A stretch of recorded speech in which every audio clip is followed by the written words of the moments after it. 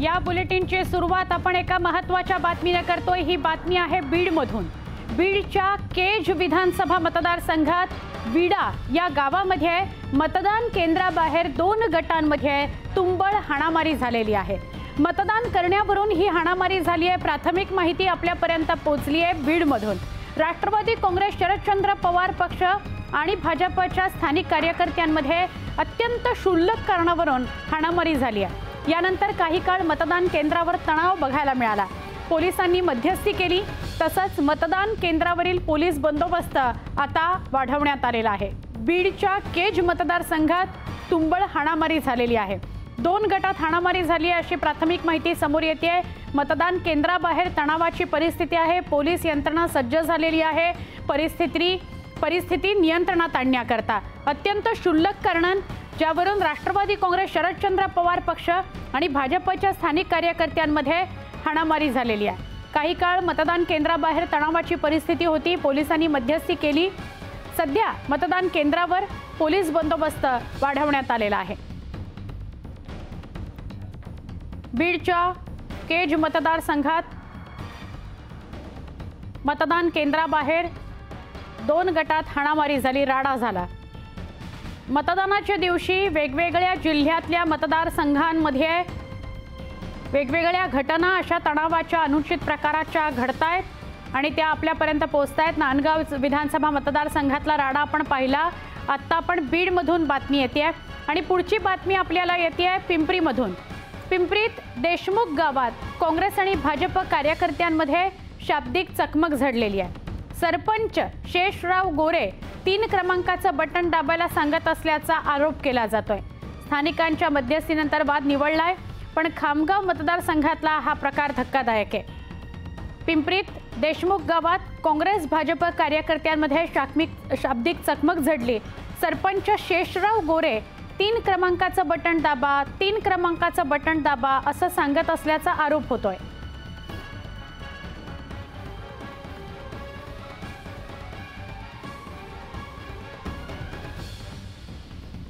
आजचा दिवस महत्त्वाचा आहे। महाराष्ट्र विधानसभेच्या 288 जागांकरता आज मतदान होतंय। सकाळी 7 वाजल्यापासून ते संध्याकाळी 6 वाजेपर्यंत मतदार मतदानाचा आपला हक्क बजावू शकणार आहेत। राज्यभरात दुपारी 1 वाजेपर्यंत किती मतदान झालं त्याची आकडेवारी आपल्यापर्यंत आली आहे। या घडीची महत्त्वाची बातमी आहे। दुपारी 1 वाजेपर्यंत 32.18% मतदान झालं।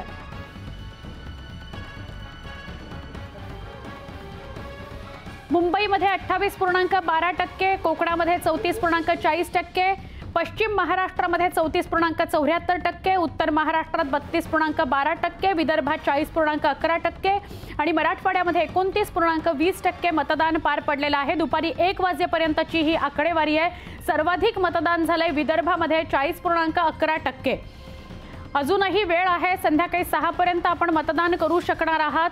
त्यामुळे मतदानाकरता आवर्जून बाहेर पडा आणि आपला मतदानाचा अधिकार पार पाडा।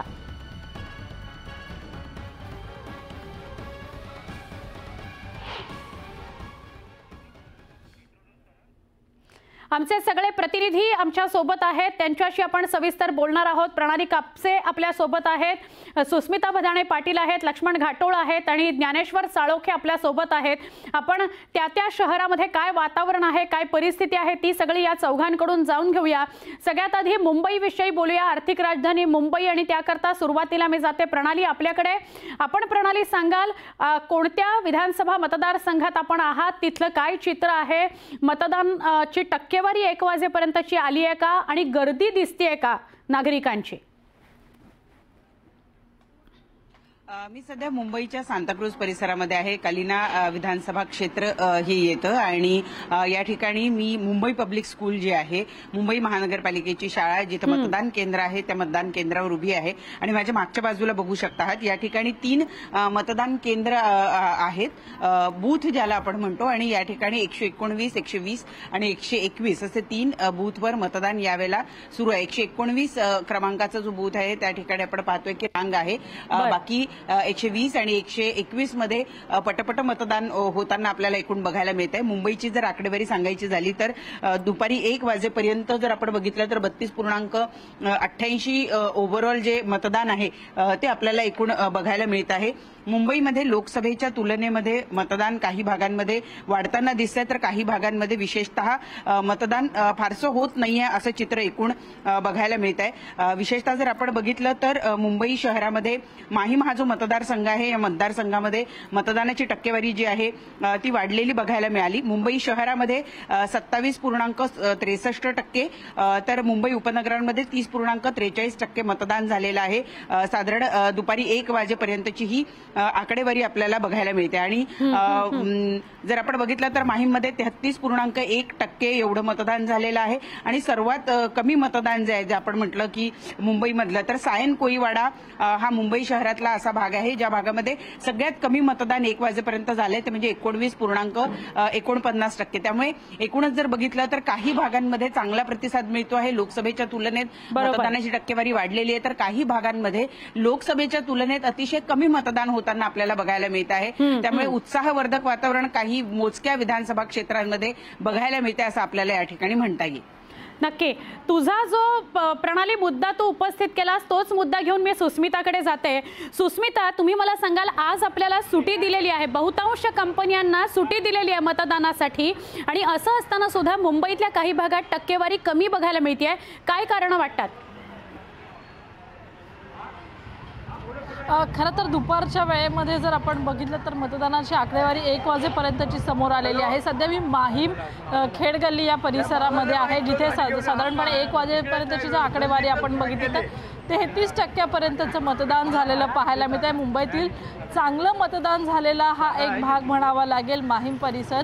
मुळातच अनेक लोक हे सुट्टी समजून घरी असतात किंवा अनेकदा मतदान याद्यांमध्ये काही अडचणी निर्माण होतात, त्यामुळे काही लोकांना मतदानाची संधी प्राप्त होत नाही। दुसरीकडे आपण जर बघितलं तर मुंबईमधील विशेष करून माहीम, मलबार हिल या परिसरामध्ये मतदानाची टक्केवारी ही पहिल्या टप्प्यामध्ये वाढलेली आहे, परंतु जसं उन्हाचा तडाखा कमी होईल तसतसा मतदानांचा कौल सुद्धा वाढताना पाहायला मिळेल। 4 वाजेनंतर आपण जर बघितलं तर 4 ते 6 या वेळेमध्ये सर्वाधिक मतदान होण्याची शक्यता आहे। त्यावेळेचे आकडे हे खऱ्या अर्थाने निर्णायक ठरणार आहे। खरं तर लोकशाहीचा हा उत्सव आहे आणि यामध्ये विविध पद्धतीने लोकांना सांगितलं जात आहे मतदानाची टक्केवारी ही उपनगरामध्ये असेल किंवा शहरी भागांमध्ये दोन्ही ठिकाणी म्हणावी तितकी नाहीये, त्यामुळेच कुठेतरी नेमका स्पष्ट बहुमत कोणाला यामध्ये सुद्धा याचा मोठा परिणाम आपल्याला येत्या काळात पाहायला मिळू शकतो। नक्की सुस्मिता, हाच महत्त्वाचा मुद्दा आहे की टक्केवारी वाढली पाहिजे। मुंबईकरांना आवाहन करतो, मुंबईकरांनी खूप मोठ्या प्रमाणात बाहेर पडा आणि मतदानाची टक्केवारी वाढवा। आपल्या सगळ्या महाराष्ट्राचं लक्ष मुंबईकडे लागून असतं। आता आमचे अधिक 2 प्रतिनिधी जोडले गेलेले आहेत, त्यांच्याशी सुद्धा आपण बोलणार आहोत। आपल्याला दिसतंय चंद्रकांत फुंदे, पुणे आणि आजूबाजूचा परिसर, बारामती याच्याविषयी विशेष आपण चंद्रकांतशी बोलूया। पण आता मी लक्ष्मण घाटोळ यांच्याशी नाशिकला काय परिस्थिती आहे ती जाणून घेणार आहे। लक्ष्मण, आपण सांगाल नाशिकमध्ये काय वातावरण आहे? मतदार बाहेर पडतायत का? नांदगावमध्ये जो राडा झाला तो सुद्धा चर्चेचा विषय ठरला। नाशिकच्या नांदगाव आणि येवला या 2 मतदारसंघामध्ये काहीसा राडा झाल्याचं पाहायला मिळालं। तिकडे समीर भुजबळ आणि सुहास कांदे जे आहेत ते एकमेकांच्या विरोधामध्ये भिडले, एकमेकांच्या अंगावर जाण्यापर्यंत हे 2 नेते जे आहेत ते तिथपर्यंत गेले। तर दुसरीकडे येवला मतदारसंघामध्ये छगन भुजबळ हे प्रचाराच्या दरम्यान अर्थात मतदान केंद्रांवर फिरत असताना त्यांना एका गावामध्ये काही स्थानिक नागरिकांनी रोखलं आणि त्यामुळे त्या मतदारसंघामध्ये गोंधळ निर्माण झाल्याचं आपल्याला पाहायला मिळतं। मात्र नाशिक पूर्व, मध्य आणि पश्चिम या 3 मतदारसंघात मागील 3 दिवसांपासून जो काही राडा सुरू होता, या 3 मतदारसंघात आतापर्यंत तरी काही तुरळक घटना जर सोडल्या तर शांततेमध्ये अशा प्रकारचं वातावरण आपल्याला पाहायला मिळतंय। मी आता नाशिकच्या बीडी भालेकर मैदानावरती आहे। दुपारी 1 वाजेपर्यंत जर आकडा बघितला तर कमी मतदान होतं, मात्र आता दुपारी 3 वाजेनंतर मतदारांची गर्दी जी आहे ती मतदान केंद्रांवरती वाढताना पाहायला मिळते। माझ्या मागच्या जर बाजूला आपण बघितलं तर मतदारांच्या रांगा ज्या आहे त्या सर्वत्र लागल्याचं आपल्याला पाहायला मिळालंय। खरं तर दुपारी 3 वाजेनंतर बाहेर पडणारा हा मतदार नेमका कुणाचा आहे आहे असा प्रश्न या सगळ्याच्या निमित्तानं उपस्थित केला जातो। या मतदारांमध्ये मुस्लिम मतदारांची संख्या जी आहे ती मोठ्या प्रमाणात आहे। स्लम जो भाग आहे, स्लम भागातून बाहेर पडणारे जे मतदार आहे त्यांची संख्या जी आहे ती देखील आपल्याला वाढताना पाहायला मिळते। खरं तर अचानकपणे अशा पद्धतीनं मतदारसंघांवरती, मतदान केंद्रांवरती ही जी काही गर्दी वाढलेली आहे, या गर्दीमुळे नेमकं कोणाचं गणित बिघडणार, कोणाला फायदा होणार हे मतदानानंतर अर्थात निकालानंतर स्पष्ट होईल। मात्र अचानकपणे नाशिकच्या या बीडी भालेकर मैदानावरती मतदारांची ही मोठी गर्दी जी आहे ती झाल्याचं पाहायला मिळत आहे आणि हीच परिस्थिती ज्या ज्या भागात स्लम भाग आहे त्या ठिकाणी अशाच पद्धतीची गर्दी जी आहे ती नाशिक शहरातल्या मतदान केंद्रांच्या आजूबाजूला आणि परिसरामध्ये पाहायला मिळते। या सगळ्यामुळे एक गोष्ट स्पष्ट आहे की दुपारी बाहेर पडणारा हा मतदार नेमका कुणाचा आहे। मात्र हे सगळं असलं तरी नाशिकमधला मतदानाचा जो टक्का आहे तो यामुळे वाढेल अशी परिस्थिती आहे। नक्की लक्ष्मण, तुम्ही असेच आमच्या सोबत राहा, तुम्हा सगळ्यांशी संवाद साधायचा आहे। तुम्ही सगळे महाराष्ट्र आता तुम्हा सगळ्यांना स्क्रीनवर बघतो आहे आणि जिल्ह्याभरातली माहिती आम्ही तुमच्याकडनं घेतोय। स्नेहा जाधव ही सुद्धा आपल्या सोबत आहे, तिच्याकडनं ही माहिती घेऊया। मात्र आता मी जातीय कोल्हापूरला, आमचे प्रतिनिधी ज्ञानेश्वर साळोखे आपल्या सोबत आहेत। ज्ञानेश्वर, काय सांगाल तुम्ही, कोल्हापुरामधलं काय वातावरण, काय चित्र आहे वेगवेगळ्या विधानसभा मतदान संघांचं आणि केंद्रांवर?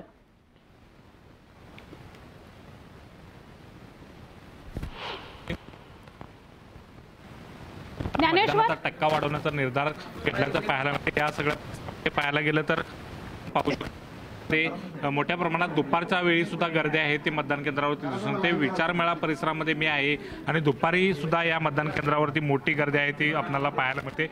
45% वर आहे ते दुपारीच कोल्हापूरचं मतदान आहे ते झालेलं आहे। आता मतदार पुन्हा एकदा दुपारनंतर ज्यावेळी बाहेर पडेल त्यावेळी हा मतदानाचा टक्का आणखीन वाढणार आहे आणि राज्यामध्ये कोल्हापूर यावर्षी सुद्धा अग्रेसर ठरेल अशा पद्धतीचा विश्वास आहे तो जिल्हा प्रशासनानं व्यक्त केलेला आहे। एकूणच पाहायला गेलं तर सकाळपासून काही अपवाद वगळता शांततेत वातावरणामध्ये आहे ते कोल्हापूरमध्ये मतदान सुरू आहे। 2 ठिकाणी मशीनमध्ये आहे ते बिघाड झाला होता, मात्र तो प्रशासनाने तात्काळ दूर केला आणि मतदानासाठी होणारा विलंब आहे तो वाचवलेला आहे। मतदानाच्या रांगा आहेत ते सध्या आता लागताना पाहायला मिळते। जास्तीत जास्त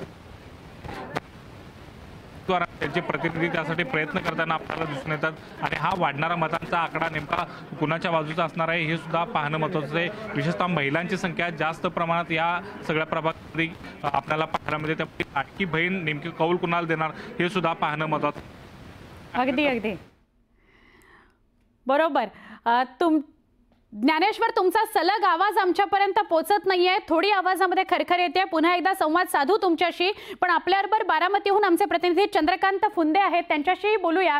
चंद्रकांत, काय बारामतीतलं चित्र, काय वातावरण बारामतीतलं, आणि बारामतीतून आज जी बातमी समोर आली आहे किंवा एका बाजूला युगेंद्र पवार, अजित पवार अशी लढत असताना आज चित्र मात्र वहिनी विरुद्ध दादा असं बघायला मिळालं, म्हणजे अजितदादा विरुद्ध त्यांची वहिनी। काय सांगाल या सगळ्याविषयी? सुवर्ण, तुला आठवतं का मध्यंतरी दादा एकदा भाषणामध्ये जाहीर भाषणात बोलताना असं म्हटलं होतं की पुरुष मंडळीच्या हातात कारभार असतं तोपर्यंत ठीक आहे, पण महिलांनी त्यात लक्ष घातलं की थोडी गडबड होते। तेच आज तिकडे पाहायला मिळालं। असं कदाचित दादांना सुचवायचं का माहित नाही, पण शेवटी ते त्यांच्या मुलासाठी लढतात, स्वाभाविक आहे। त्यांनी ते स्लीपवरती घड्याळाचं चिन्ह पाहिलं म्हणून ते चिडले आणि त्यांनी तिथं आवाज उठवला आणि तिथनं तो सगळा पुढं बारामती शहरात जो राडा झाला तो आपण सगळा ऑनस्क्रीन पाहिलेलाच आहे। मग तिथं दादा आले, सगळं मग एकमेकावर आरोप प्रत्यारोप झाले स्टँड माझे, पण ते ठीक आहे, ते झालं शहरातलं, पण ग्रामीण भागातलं काय वातावरण बारामतीतलं हे जाणून घेण्यासाठी मी इकडे आलेलो आहे। हनुमानवाडी, पंधरे हनुमानवाडी, हा बूथ क्रमांक आहे 281। इथं आता 3 वाजेपर्यंत मतदान जवळपास, म्हणजे आकडे जरी असले तरी साधारण 55% पुढे गेले, म्हणजे 12-12.5 मतदान आहे। मतदानाचा रिस्पॉन्स खूप चांगला आहे। लाडक्या बहिणी आपल्याला दिसतात, अर्थात त्या लाडक्या बहिणी कुठल्या दादाला मतदान करतात हे आपण त्यांना विचारणार नाही, करतो त्यांचा अधिकार आहे। पण कार्यकर्ते इकडे आहेत, भरपूर लाईन मंडळी दिसतात। एक कल जाणून घेऊया, बारामती कोणाची, साहेबाची का दादाची? राष्ट्रवादी काँग्रेस पार्टीची। कुठल्या? राष्ट्रवादी। कुठली? धाकटे दादांची, पवार साहेबांची। पवार साहेबांची, फक्त अजितदादांची, फक्त अजितदादांची। दादांची। कुठल्या? अजितदादा, अजितदादांची, ओनली अजितदादा। अजितदादा अजितदादा सगळे तुम्हाला तर मग मला गँग म्हणून हे नव्हते सगळे पवार साहेबांची पवार साहेब, हा, एक. बारामती तालुक्यात मुलीदा ग्रामचं प्रमाण जास्त आहे जास्त आहे. आणि नेत्यांचा विकास झाला, सर्वसामान्य जनतेचा विकास झाला नाही. मग लोकसभेप्रमाणेच दादाला हाबडा लोकसभेप्रमाणेच होणार. त्याच्यापेक्षा भारी त्याच्यापेक्षा भारी चांगलं सीट आलंय निवडून आलंय? आलं युगेंद्र दादा निवडून आले. दादा आले दादा तर म्हणले मी लाखनी येणार. पाठीमागच्या वेळी ह्या बूथवरून दादांना मतदान 48 मतांनी लीड होतं. आमचं मत आहे की ह्यावेळी दादांना किमान इथून 400 मताचं लीड आम्ही दादा नाही तर 4 मतात सुद्धा लीड मिळणार नाही. हे बघा. 4 मतात लीड मिळणार नाही. बघा 4 मतात सुद्धा लीड मिळणार नाही. तुम्ही सत्य ऐका की मलिदे गँगचं काही ऐकू नका. तुम्ही 22 गावात जाऊन बघा किती बिकट परिस्थिती आहे. बरं का, बारामती शहराचा विकास झाला म्हणजे बारामती शहराचा विकास झाला म्हणजे शहराचा विकास झाला म्हणजे कशाचा विकास झाला नाही. आणि बारामतीत आहे ना, अजितदादांपेक्षा चांगलं काम करू नये ना योगेंद्र दादा दाखवणार. बारामतीमध्ये एकच दादा योगेंद्र दादा विकासाच्या यादीत 1 नंबर बारामती तालुक्यात निवडून ठेवणार दादा. इथं फक्त काम बोलतो. विकास फक्त मुलींना नाही 9,300 कोटी रुपयाची काम झाली 5 वर्षात. बघ तू काय अवस्था आहे. अगदी चंद्रकांत अधिकारी बरोबर. तू मतदान केंद्राबाहेर तू तर कल्लाच करू राहिला. तुझ्याकडनं अधिक माहिती चंद्रकांत आम्ही घेत राहू. आपण तिथली परिस्थिती बघतोय. बारामतीमध्ये ज्या मतदान केंद्राबाहेर आमचे प्रतिनिधी उभे आहेत तिथे 50%हून अधिक मतदान झालंय. चंद्रकांत आपल्याबरोबर होतेच. मात्र आता स्नेहाकडे जाऊया. स्नेहा, काय सांगाल, तुम्ही आता कुठल्या मतदान केंद्राबाहेर कुठल्या परिसरामध्ये उभे आहात आणि तिथे काय वातावरण दिसतंय? लोक बाहेर पडतायत का मतदानाकरता?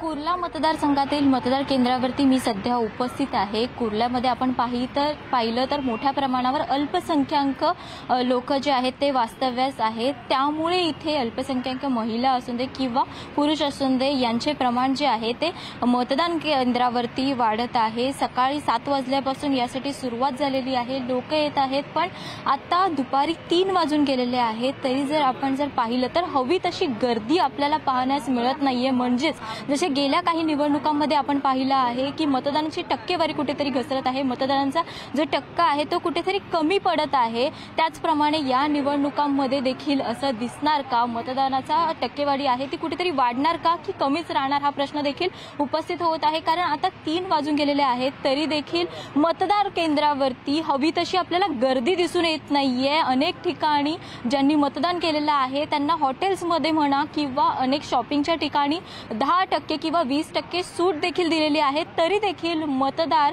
बाहेर पडला नाहीये मतदान करण्यासाठी. त्यामुळे नक्कीच हा प्रश्न उपस्थित राहतोय की गेल्या काही निवडणुकांमध्ये आपण जे चित्र पाहत आहोत की टक्केवारी जी आहे मतदानाची ती कमी पडत आहे, तेच चित्र या देखील निवडणुकीमध्ये आपल्याला पाहायला मिळणार आहे का हे आपल्याला 6 वाजेपर्यंत स्पष्ट होणार आहे हे चित्र. ओके स्नेहा, आभार. आपण ही माहिती दिली त्याबद्दल. आपण वेगवेगळ्या महाराष्ट्रातल्या आमच्या प्रतिनिधींशी बोलतो आहोत, वेगवेगळ्या जिल्ह्यातली माहिती घेतो आहोत. पण मुंबईकरांना एक आवाहन आहे. मुंबईकरांनो, आज सुटी दिलेली आहे. बहुतांश कंपन्यांनी सुटी दिलेली आहे. त्यामुळे त्या सुटीचा फायदा मतदानाकरता करा. ती मतदानासाठीची सुटी आहे. त्यामुळे मतदान करण्याकरता बाहेर पडा. तो तुमचा अधिकार आहे. आपल्या आजूबाजूला कितीही नकारात्मक वातावरण तुम्हाला दिसत असलं निवडणुकी संदर्भातलं, नेत्यांसंदर्भातलं, तरी मतदानाला बाहेर पडा. एक छोटासा ब्रेक.